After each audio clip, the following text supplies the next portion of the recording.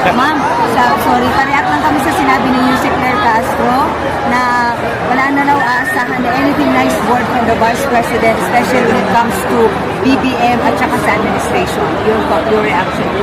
Yes ma'am, opo. Ganun din naman sa kanya ma'am eh. Sumasagot lang naman ako sa kanya. Hindi ako tao na kilala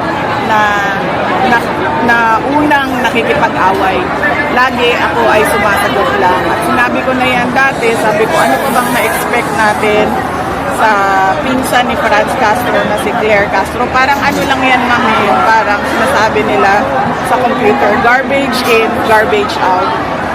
So, pumapasok sa kanya, basura, lumalabas din sa bibig niya, basura lang.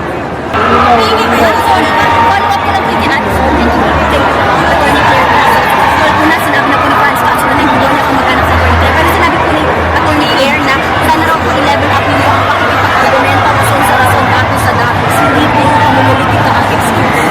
Okay, oo. Dapat sinasabi niya yan na sa sarili niya kasi siya yung unang-una na mumulitika gamit ang opisina ng Office of the President. Nakakahiya sa buong mundo na ganyan yung nagsasalita para sa opisina ng Pangulo. At ano ba yung sinabi niya isa?